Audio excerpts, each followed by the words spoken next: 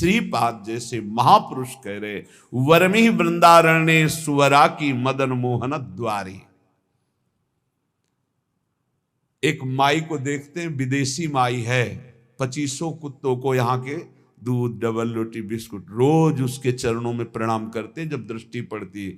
धन्य है माई, तेरा जन्म तो कहीं विदेश में हुआ, पर बिहारी जी की असीम कृपा है कि इन परमहंसों का तो सेवन कर रही। ये कौन है जानते हो? श्रीपाद जैसे महापुरुष कह रहे हैं, मुझे कुतिया कुत्ता बना दिया जाए, मदन मोहन के द्वारे पे पड़ा रहूंगा। उद्धव जैसे महापुरुष कह रहे हैं, यहाँ की गुलमलता औषधि बना दी जाए। हरिराम व्यास जी जैसे महापुरुष कहते हैं, यहाँ का स्वान बना दिया जाए।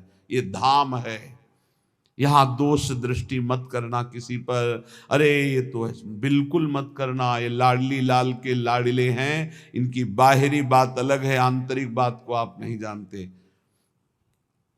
बिहारी जी में पौशाले में एक माई पानी पिलाती है।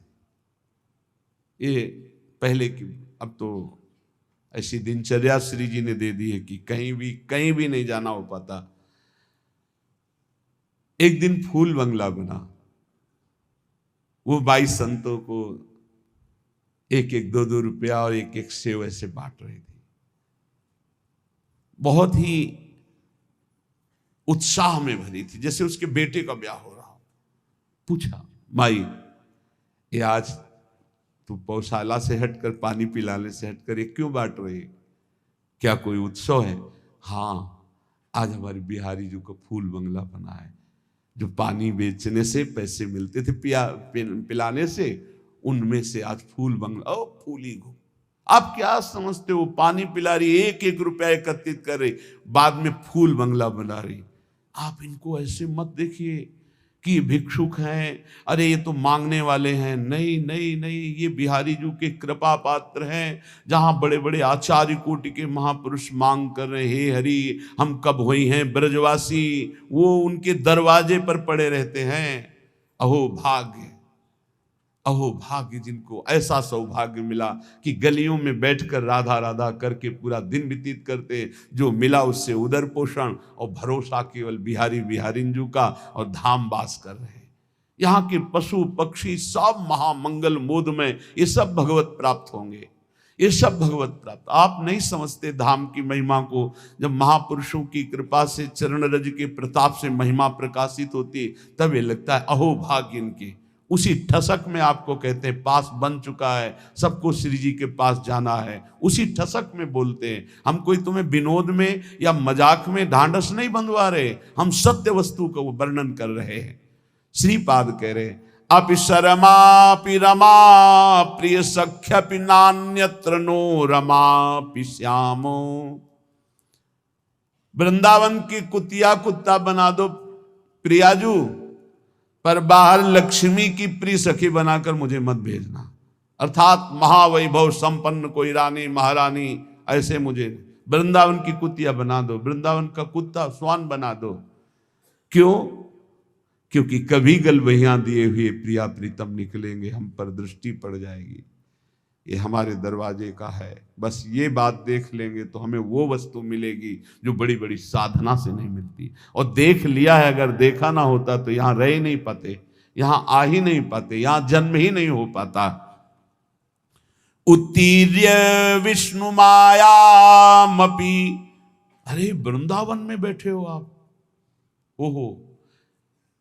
कभी कभी एकांत में जैसे से चिंतन, वृंदावन धाम में आह्लाद ही आह्लाद से हृदय भर जाता। कितनी अपार कृपा। कहां नारकी क्षेत्रों में प्रकट होने वाले जीव, और कहां परम धाम वृंदावन में जीवन व्यतीत हो रहा है। ओहो कैसी अपार कृपा। नारकी इसलिए बोला जहां ना राम कृष्ण हरि की कोई शुद्ध ही नहीं, केवल रुपया, केवल भोग सामग्री, केवल लड़का बच्चा परिवार, हमें भगवत प्राप्ति करनी, भजन करना है, मानव जीवन का क्या लक्ष्य, कोई शुद्ध ही नहीं है। तो जिन हरि भगति हृदय नहीं आनी, जीवित सब समानते, मुर्दे के समान जीवन व्यतीत हो रहा है। नारकी गतियों की प्राप्ति होती है। उत्तीर्ण विष्णु मायामपि, धाम में जो वास करते हैं विष्णु माया से उत्तीर्ण हो जाते हैं। आन है, ये आन है, धाम की मर्यादा है, ये महिमा है। यहां जो वास करते हैं भगवान की माया से मुक्त हो जाते हैं। धाम का प्रभाव, यहाँ की रज का प्रभाव। एक बार सत्संग में सुनाया था, एक बहुत बड़े ज्योतिषाचार्य अपने मित्र के साथ श्रीधाम वृंदावन की भूमि में प्रवेश किए। उनके मित्र कहते थे कोई चमत्कार दिखाओ अपनी ज्योतिष का, आप तो बड़े भारी ज्योतिषाचार्य हैं। अचानक एक आदमी के ऊपर दृष्टि पड़ी, वो थैला लिए यात्रा में आया था, धाम यात्रा। समय से गणित लगाया, कोई परिचय नहीं, बस समय से, और कहा इसकी कल मृत्यु होगी और इसके कर्मानुसार इसको अधोगति प्राप्त होगी, प्रेत योनि को जाएगा। कल 12 बजे इसकी मृत्यु होगी, इसको सांड मारेगा, बैल मारेगा और ये मर जाएगा। तो उनका कल तक इस आदमी का पीछा करूंगा, जहां ये रोकेगा आसपास रुकूंगा, जहां चलेगा चलूंगा, देखूंगा तुम्हारी ज्योतिष सत्य है कि नहीं। तो उनका परम सत्य है, तुम देख लेना कल 12 बजे मारा जाएगा। ठीक उनका अनुसरण किया। वो बाहर से आए हुए यात्री थे।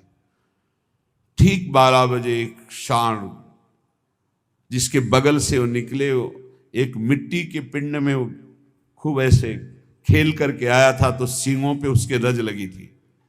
काल स्वरूप एकदम हुआ, दौड़ा, ऐसे मारा, पूरा पेट में ऐसे सींग घुस गई, उठा लिया, पटक दिया, चल दिया।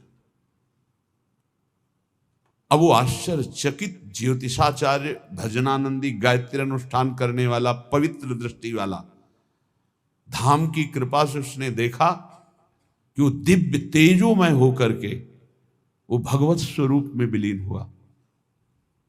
वो बड़ा आश्चर्यचकित, दोनों जो उनका मित्र था उसने कहा तो बड़ी खुशी की बात, आपने जो जो बात कही वो बात हो गई। बोले तुम प्रकट बात देख रहे हो, मैं उसे नहीं देख रहा, मैं ये देख रहा हूं कि इसकी दुर्गति होनी थी और ये तेजोमय होकर के कैसे विलीन हुआ। अब इस बात के लिए वृंदावन के किसी रसमर्मज्ञ की जरूरत है।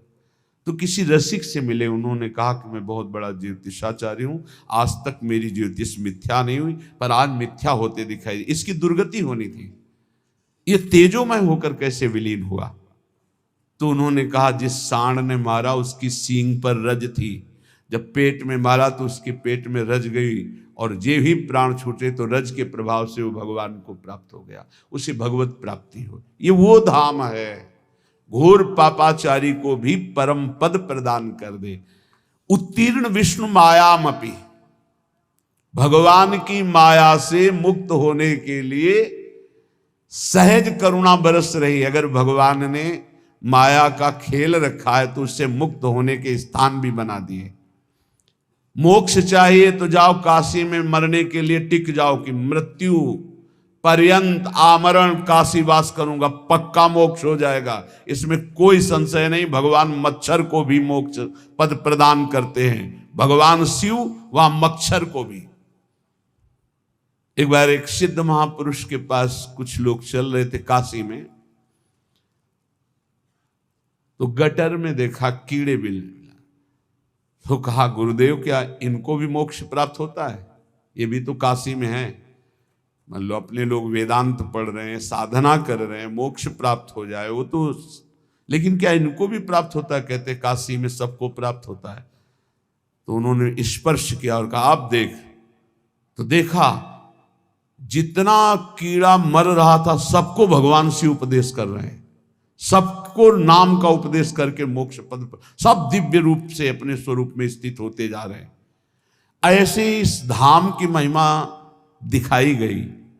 जो जीव शरीर छोड़ता है तो ये दिव्य सखियां के राधा नाम सुनाती हैं और वो प्रियालाल को प्राप्त हो जाता है। ये धाम की महिमा। उत्तीर्ण विष्णु मायामपि, जो धाम का आश्रय ले लेता है वो माया मुक्त। धाम का वास करना अखंड और धाम का आश्रय ले लेना दोनों समान हैं। जो वास नहीं कर सकते वो आश्रय ले ले।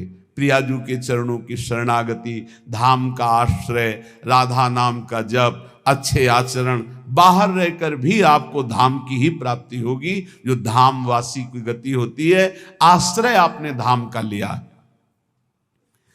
वनितायाम अविश्वसन प्राज्ञः। अब एक सावधानी कहते हैं, ये काम वेदना हमें भगवान की मार्ग से भ्रष्ट कर देती है, गिरा देती है। तो जो परस्पर शरीर भोगाकर्षण है उसे हम केवल वनिता शब्द से ही नहीं जोड़ते हैं, उसे हम अर्थ भाव में लेते हैं। परस्पर जो काम भोग की आकर्षण वृत्ति है, इस आकर्षण वृत्ति पर संयम किया जाए, चाहे जहां हो चाहे जो भी हो। अगर इस पर संयम नहीं करोगे तो ये तुम्हारा सर्वनाश कर देगा और कभी तृप्ति होने वाली है नहीं। तद भय चकितः सततम निवसति वृंदावनेति निर्विण्णः। भयभीत हो जाओ, ये काम वृत्ति सुख प्रदान करने वाली नहीं, तुम्हारा नाश करने वाली है। जो शरीरधारी व्यर्थ में वीर शक्ति का नाश करते हैं वो खोखले हो जाते हैं, दिमाग काम नहीं करता, शरीर काम नहीं करता, सोच मंद पड़ जाती है, जठराग्नि मंद पड़ जाती है, उत्साह मंद पड़ जाता, बहुत तरह की हानि है। मत मानो किसी की भी बात जो वीर नाश के लिए सपोर्ट करते हैं, वो मलिन बुद्धि है। कोई ब्रह्म ऋषि बोल रहा हो हमें बताना, कोई शास्त्रज्ञ बोल रहा हो हमें बताना, जिसको शास्त्रों का प्रमाण हो और प्रमाणित करके हमें बोले। डॉक्टर पार्थिव शरीर के केवल ज्ञाता हैं, तो चीर फाड़ करना, रोगों की निवृत्ति करना, इस बात पे बोलो हम आपको भगवान की तरह प्रणाम करके मानते हैं। लेकिन आप शास्त्र आज्ञा का उल्लंघन करके मनमानी बोलोगे तो तुम्हारी बात मानने वाली नहीं। शरीर संबंधी रोग निवृत्ति के लिए ऑपरेशन करना, हड्डियों को जोड़ना, रोगों की जानकारी करके उसे निरोग करना, हम प्रणाम करते हैं आपको। आप भगवान के स्वरूप हो, आप भगवान के अंश हो, आप जीवों की दुख निवृत्ति के उपाय बताते हो, धन्यवाद। लेकिन आप गर्भपात के लिए सपोर्ट करते हैं, आप भ्रूण हत्या, गर्भ हत्या कराते हैं कि ये बच्चा ठीक नहीं है, आप ब्रह्मचर्य नाश का सपोर्ट करते हैं। ये आपके लिए बहुत गलत है, क्योंकि आप जगत मंगल के लिए डॉक्टरी सीखे हैं, जगत अमंगल के लिए नहीं। ये अमंगल करने वाली चेष्टाओं को आप थोड़ा संयम में रखें अपनी बुद्धि को। आप तस्मात् शास्त्रम, शास्त्रों का स्वाध्याय कीजिए। वेदो नित्यम अधीयताम संगा सत्सु विधीयताम, वेदों का नित्य स्वाध्याय करो, महापुरुषों का संग करो, फिर देखो तुम्हारी वाणी पवित्र हो जाएगी, फिर तुम वही बोलोगे जिससे जगत मंगल होगा। ये जो ब्रह्मचर्य नाश करते हैं व्यर्थ में, बहुत पछताना पड़ेगा, जीवन मृत्यु तुल्य हो जाता है। इतनी आसक्ति प्रबल हो जाती है कि बड़े बड़े ज्ञानियों को भी माथे पे हाथ रख के सोचना पड़ता है, मैंने आसक्ति क्यों की। ये माया का ऐसा प्रचंड स्वरूप है। ज्ञानी नाम अपि चेतांसि देवी भगवती ही सा बलादा कृष्ण मोहाय महामाया प्रचति। हंसते हंसते खेल खेल में ऐसी आसक्ति हो जाती है कि प्राण त्यागना सहज लगता है, लेकिन काम भोग का त्यागना कठिन हो जाता है। आप विचार करके देख लीजिएगा, आज उसी आसक्ति ने आपको भगवान से विमुख करके बहुत दूर रखा है, और ऐसा लग रहा है कि भजन, ये अध्यात्म मेरे से नहीं होने वाला। आप भगवान के अंश होकर भी भगवान की प्राप्ति के लिए उत्साह खो दिए, नहीं हो पाएगा मेरे से। तद भय चकिता सततम, भयभीत हो जाओ इस काम भाव से, आश्चर्यचकित हो जाओ कि तुझ ज्ञान स्वरूप को कैसे फंसा लिया इस भगवान की काम भोग जनित मायावृत्ति ने। तो तू निरंतर राधा नाम जप कर और सत्संग सुन। मन तो चंचल श्रवण को सबका मन सबसे अधिक चंचल है। ताको कौन उपाय, उसको वश में करने का उपाय क्या है? बोले साधन को हरि भजन है, कै सत्संग सहाय। साधना तो है नाम जप, और सहायता होगी सत्संग से। खूब सत्संग सुनो, नाम जप करो, देखो आप ठीक कर लोगे। ये परस्पर शरीराकर्षण, शरीर भोग की वृत्ति, यही हमें सच्चिदानंद सुख से वंचित किए है। इसी से उत्तीर्ण होने के लिए हमें भगवान ने सत्संग दिया है, हमें भगवान ने शास्त्र दिए हैं। इनके अनुकूल चलो, तुम्हारा परम मंगल होगा।